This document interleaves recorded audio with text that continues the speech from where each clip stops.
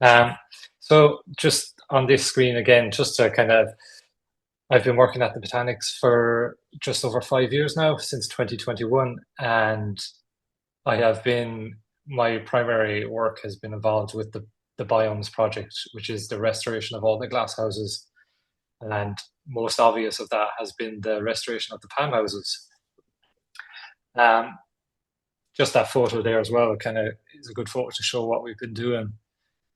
Dixonia Antarctica, one of the, probably this one in particular is the largest of what we have that we moved. Though we have taller plants in general, it's just kind of that mass, that size. So that's just a great photo, I think.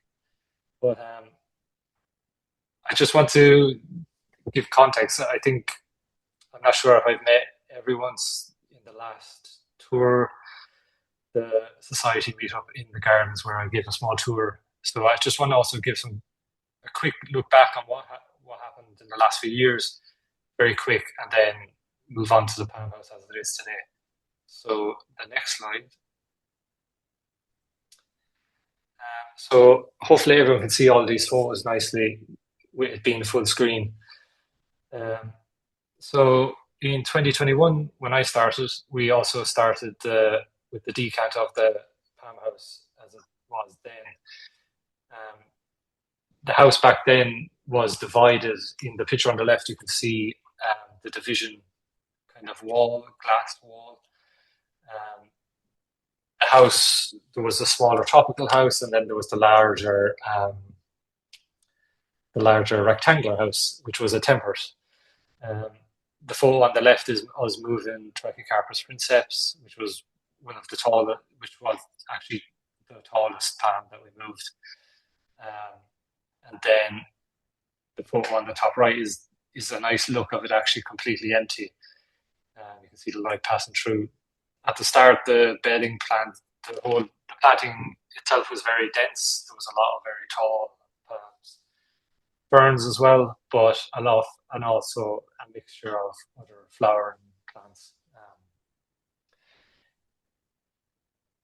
To it's kind of tricky to describe the entire process of itself. The With the structure, so all of the glass houses are grade A listed glass houses. So there was very little we could do in terms of the entrances, and when we were trying to keep as many um, many large plants as we wanted, it involved us having to essentially dig up everything by hand at that stage because machinery access was limited, as well as the high curbs that you can see around the Livingstone chinensis. Um, there was just a lot of restricted access. So essentially, it was a slow process. We began in April and it finished in September, but everything had to be essentially manually moved with a lot of there's a lot of techniques in terms of dollies and trolleys. Every large plant had to be laid horizontal and then wheeled out of the house. Um, Probably the most famous at the time and got a lot of media attention was Stable Mexicana, you can see in the right hand side. Um, this had to be actually cut down completely and removed. It was just one of many that were too big. There would have been no way to move it at all. So I think that second photo as well is a good show of the environment completely empty, right down to the ground, down to the soil. And in this next slide, you can see um, kind of just before that, this is the bottom right hand side is the view of the tropical house. So you can see it's essentially just pedestrian doors where we had to kind of get a lot of stuff in and out. Um, this is about halfway through.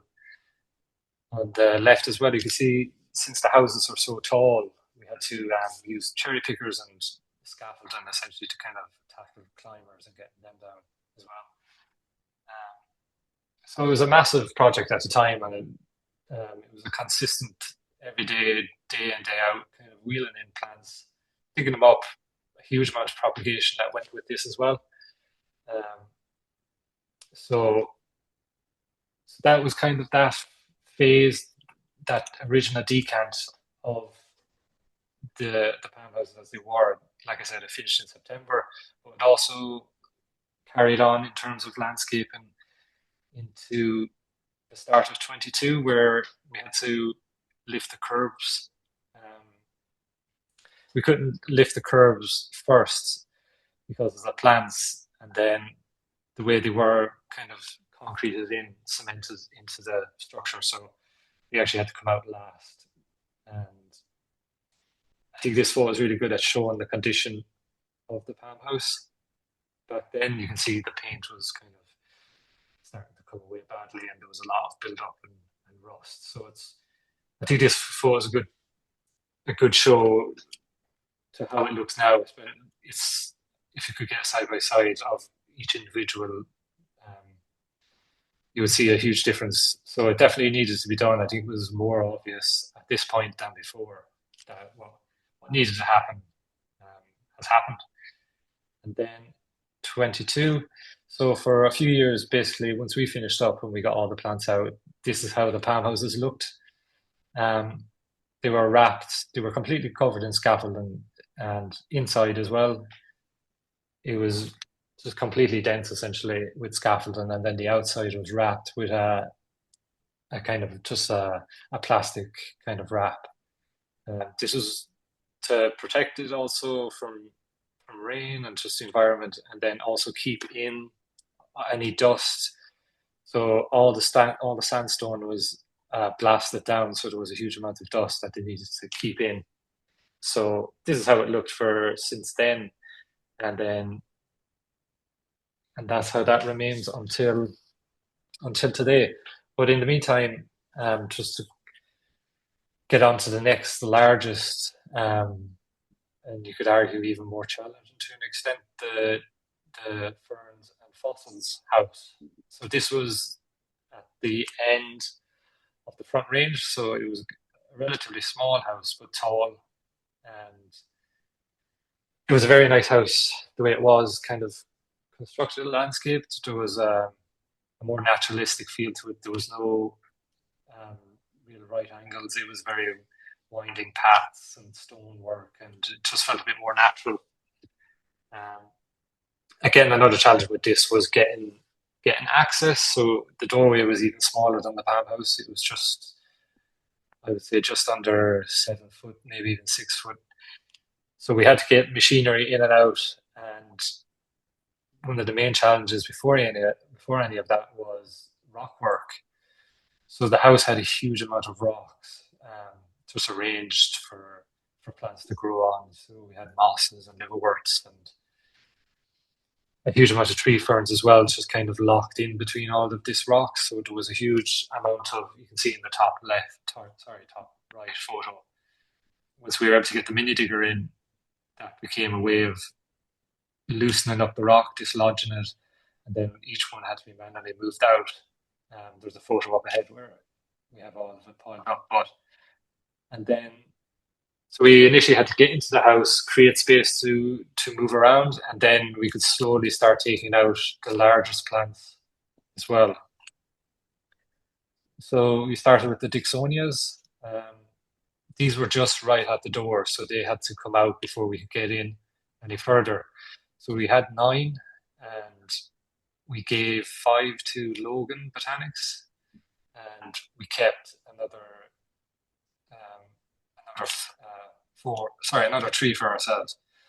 And essentially, some of these, well, I think all of them actually were basically cut at the base, and then we could lift them, lay them down as you see in the photo, and then we had to maneuver them out of the house and down into another house that we had prepared, where they were using machinery again, lifted up and potted, essentially like a giant cutting. And very quickly they rooted into that and were able to grow away as well.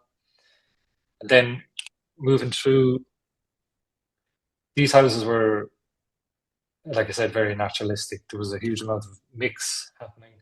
So there was Dudias, Blacknams, Woodwardias, and Plasiums, and then we had a lot of epiphytes and climbers.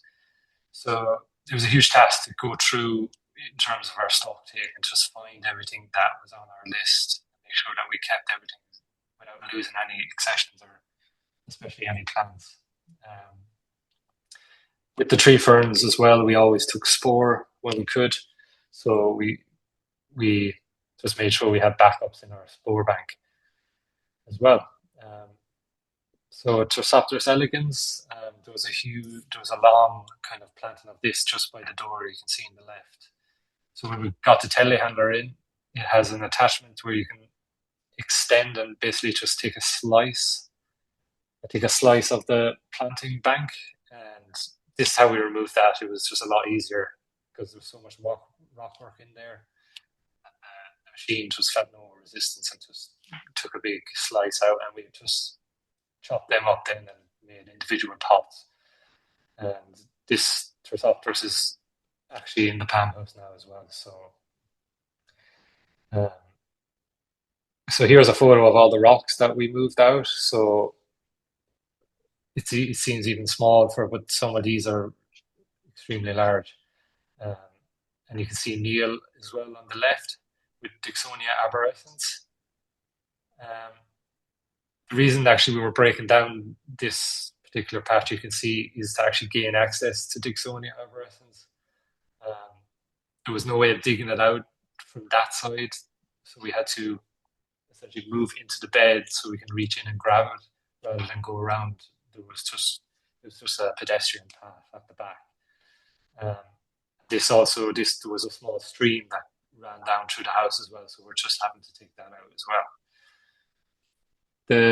The purpose of completely returning this house to basically just flat ground was it would have down the line, as I explained, get used as a holding house. So we had to really just bring it right down to hardcore again. So when it came to potting up some of these plants, we had prepared almost prior to the Palm House in 21. We had prepared this house on the front range. Again, creating space, creating a hardcore for hard standing so we can pot things up and leave them down there to grow. There's a great photo of Kate on the left there with Alsophila australis. You can see the root ball is actually not that big, but it's just enough for it to be totally happy. And again, this is another one that's gone into the Palm House now, the australis. And then we have Hazel on the right, who's potting up another Alsophila firma. There was a kind of a grove of Alsophila firma in the corner of the original fern house that was actually one of the first sections that we cleared, so the telehandler could drive in and park there and then work out. So we kept a number of Alsophila, and again, these two are actually in the Palm House now again. So almost 3 years later, we've been using regular pots and then also the air pot, which is the one with the photo of Hazel on the left. This allows us to kind of wrap around the root ball rather than have to lift it up, which had kind of been involved with the Palm House and then moved into the Fern House decant. It makes things a lot easier rather than we can just lift it a small amount onto a pallet that's covered and then we wrap it around the plant and then fill it in with whatever medium is best for that particular plant. And again, just another photo to show the air pot on a pallet with Kate and Neil. This was the routine for a long time. It was extended over the year on different phases, whether or not certain plants were ready to move. We were just kind of making that judgment. So that carried on. And as well, there was also, with the largest, especially the Dixonias, we built wooden containers, essentially, to try and utilize as much of the pallet space. The problem with the circular on the air pot is you lose that space on the corners, and that adds up really. So we made square containers that really just sit on, and also just a bit more heavy as well to hold down. So you can see Dixonia squarosa, and then the Dixonias antarcticas on the side there by the bridge.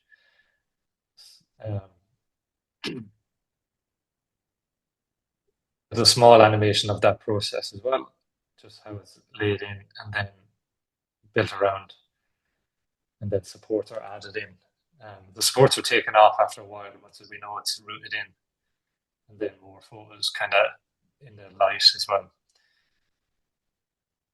Pallets make it really easy that we can actually move things around as well, rather than just sitting on the ground on a pot. With the pallet, we can get our pallet truck and wheel things around as we need. Over time, there was a lot of adjustment just for changes in the canopies and the light, and just kind of judging how things have been growing. Um, so coming into 2025 was kind of the start of when we were really getting ready now, with the expectation of getting the palm houses back. You can see the photo of the planting plan, and each individual circle is essentially just a rough estimate of the canopy of the plant, and then the inner circle is a rough estimate of the root ball. It's basically just to try and find an arrangement.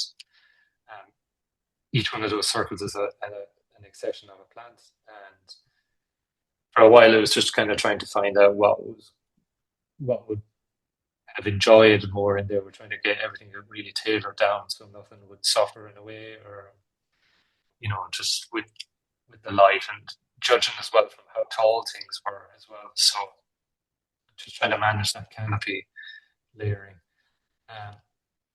The illustration on the right is something I made up just to explain how we have to get all of the plants. So Glasshouse 5, and that green rectangle, that is the fossil and fern house. So at this point, it's essentially empty. What we were doing in this part of the plan is to bring everything into this house so that we would have a quicker transition from there into the palm house, rather than bringing everything from multiple locations. We would just have everything in one spot, and then we could just bring it up. You can see in the center the little marker that says front range glass houses. We left the largest of the plants in there. The idea was that we would have space to lower them down again, so without anything in the way, essentially trying to just give ourselves as much freedom to kind of drive things around and then lower them and back them out. And there's photos of this ahead as well.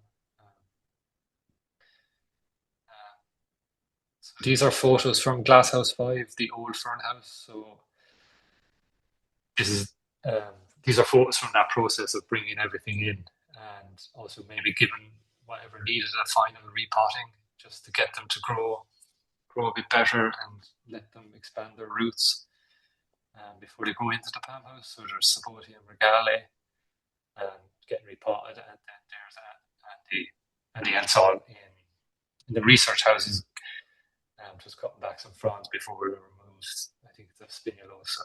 So that was a kind of a smaller project beforehand over the summer, just trying to organize everything before we got the houses back in September.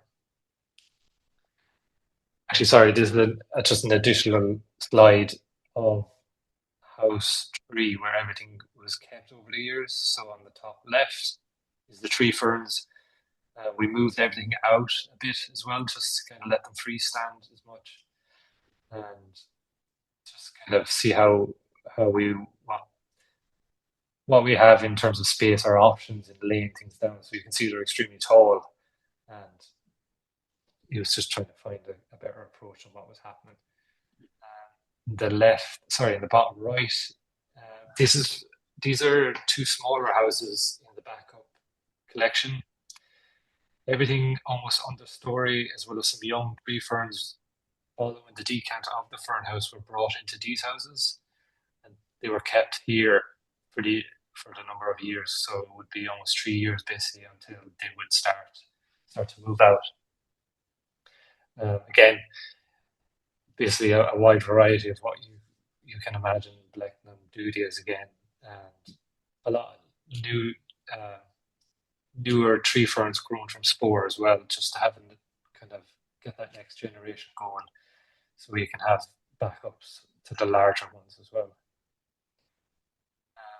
Okay, so this is the replanting beginning. So we got the houses back in September.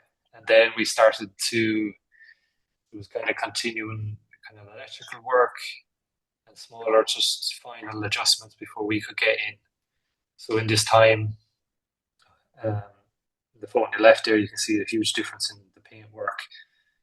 So the entire frame of the house, the entire ironwork was cleaned down, the sandstone was blasted, everything was repainted, and there was every, entirely new glass. So I think it was over 5,000, almost 6,000 panes of glass. And some of those are bespoke to their spot.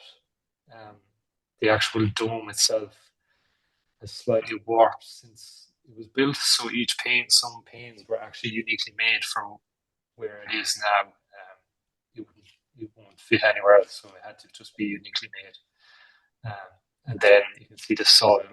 Just the baseline of soil was brought in at this stage on the right. So beginning in December last year is when we actually started. We decided we wanted to have a trial run, just a trial run of the technique and what we needed to do before we kind of started, and decided that we would just keep going and not get interrupted. The first stage was aligning a level surface. So the palm houses at this time, and still, they don't actually have the finished sandstone paving. So along the center of the house there are some iron grates that cover the heating ducts, and at the side of this there's a small, almost 4 inch of a drop. So we had to raise the level up around this to kind of unify the ground, and we did this using wooden boards and steel plates as well. My illustration on the right hand side is the layout of the palm house with the planting beds. But what our primary route during all of this is the green, is marked in green. So everything in green is all we could essentially drive on in terms of machinery. So we have the telehandler again, and also a digger. You can see that the little yellow square is the telehandler in proportion to actually what we could do. So it's basically just either up and down, and then turn in the rectangular, and then this is basically how we, to the extent that we could move and get in all of the plants. So on that same day, starting on December 17th, we got all the boards in and ready, and then we also brought in Dixonia bloomii. This particular Dixonia bloomii was the last fern to leave the fern house, and now it's the first plant to go into the palm house. So on that day, yes, we brought it in, and then we planted it. Let's just move on. The top left photo kind of shows an example on how we had to take everything out. So they had to be laid horizontally using the telehandler. That door again is another door that's probably just over 6 foot, even almost 7 foot. So everything had to be lifted and then tilted down using the forks, and then reversed out carefully. The Spheropteris excelsa, and then Spheropteris actually was the next plant after the bloomii, and then we have Alsophila maniana as well in the air pot, and the pallet's taken away, and then the plant is just lifted into position. You can see the wooden boards there that the telehandler can drive on. And this is a better photo of that kind of beginning area of the house, where we had selected these 4 plants as kind of just the experiment and to see how we could do it and how it all goes. So Rafa the Stylus, a nice palm from New Zealand. This went in the centre then after that. So throughout it all, we're trying to just imagine the dynamics of how we can reach into certain points. So sometimes we have to plant something, just be a bit logical and think, okay, we need to plant this first before we can get in here, and then just kind of work back from the bed. So working from the back outwards. After this, we took a pause for Christmas. We had those 4 plants in, and then back again on January, first day back. We got back to work in there again and quickly became bit routine in it. It was the same technique kind of over and over again. Go to house three, pick up the plant, reverse it, and then it was only a 2 minute drive to the palm house where it was brought in. So this is the first plant into the smaller octagonal house, a phoenix.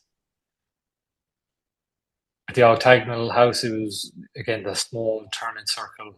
So kind of had to think ahead and everywhere. Some plants were brought in backwards by reversing, and there's also the support pillars you can see. So on the top left, you can see where the phoenix is actually positioned behind the pillar. So we had to kind of twist around and extending, and sometimes there was only maybe an inch or two to spare in terms of hitting the pillar, and then there would be a lot of manual work to try and get its level right and make sure it was straight. Um, since the palm house, since the palm house decant and the fern house decant, everything's grown a lot. Actually, once they get repotted into fresh mix, they grow very fast. So things have changed in terms of their balance and just the straightness of the stems. So we have to always counter that in that leveling process. So fairly quickly, it became time to start planting the Dixonia antarcticas. Um, this is the first one on the top left. You can see the wooden containers are kind of gone green now and they're kind of a bit fragile. So that was a process of just being careful with that. And then the one on the right, is it back in the palm house? It's really interesting the density of the root ball and how it's taken that square cube shape. Something that had to be watered every day, no matter what, um, because it just kind of filled itself to the max. So you can see once the pot's removed, we readjust the strop so that we can actually lift it by its trunk, and then it's driven in again. So there is a routine to the process after a while. But I have a video here, and I'll just make sure it's not too loud. So this is essentially the technique. So I'll just let this.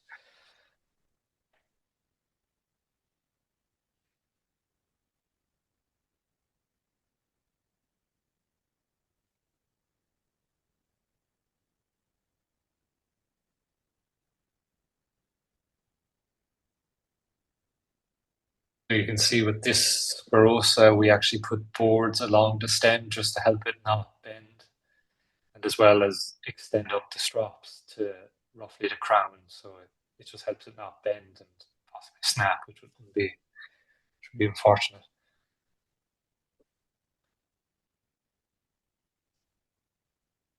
And then at this stage, it's just slowly lift it up to be into a vertical position.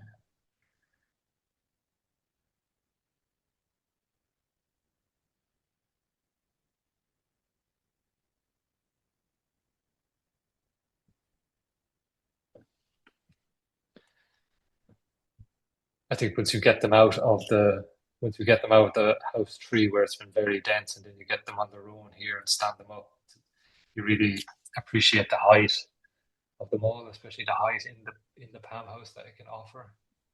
So even though they're tall in the palm house, they can seem small, but it's not.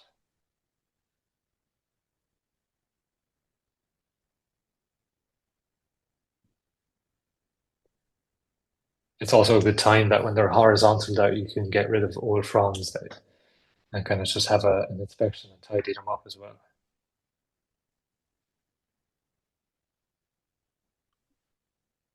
So again, another Scarosa on this next slide. So this is a different Scarosa. This is probably taller than the last one. Again, more supports along the stem or the trunk. So each time, this kind of slowed down the process a bit, but it was definitely necessary. You can hear as they lower, you can definitely hear them straining a small bit, even small cracks, but often sometimes it's mostly the old fronds um, creaking and making noise. Um, Probably, I think it got most of the attention was the Trachycarpus princeps. So the same palm from the first slide, originally in the Palm House. Um, the root ball on this was probably twice the size of the Dixonias. It's been there since 2021, so it's had plenty of time to grow, and I think it's grown an additional 5 foot to what it was. In terms of overall size and height, size and weight, this is actually the largest one we moved, plants in general. So you can see the huge amount of strops and just supports that we put on it just to really help mitigate against any kind of stress or snapping. There was a lot of media coverage around this, so we actually prepared this the day before so we could get started first thing in the morning. This is another palm. The photo from the second slide. This is another tall palm, another very heavy, wide trunk, getting replanted where just across from where it was previously. So this is actually coming to the end of the current stage of replanting. So Livingstone was one of the last, if not the last, if I can remember, large plant to go in. You can see the two Dixonias in the background. The Alciphilus and Sclerosis as well. So it's starting to kind of fill in, and you can see the spread of the Dixonias, the long fronds as well. These photos are from February, and already they've put out new fronds, and they're all really growing very well. Just following the largest ones as well, it was a kind of a time to bring in bigger pots. So even though they're not obviously as big as what we have, they're kind of the next stage, these large pots. So we decided just to go ahead and continue with these for now. So see a selection of Toyathis and Sabotiums on the top left, and then Aspiropteris. So Mark, Louise, and Andy. Just at this point, with things in pots that you can move by hand, it's nice to just position them and then see, kind of try and estimate how they'll grow, how quick they'll be, if they're going to cast shade on what's already in there, or if they're going to need more light themselves. So even with this one in that bottom right-hand photo, it's actually been moved already. So we just decided to put something else there because it would be better with the stairwell to not interact since its fronds would be so long. And just coming to the end of this now. The top left is the view from the spiral staircase looking down back on that octagonal house. So just now the soil levels aren't actually at the final level. We're getting in steel edge, and then we're going to bring in the sandstone paths.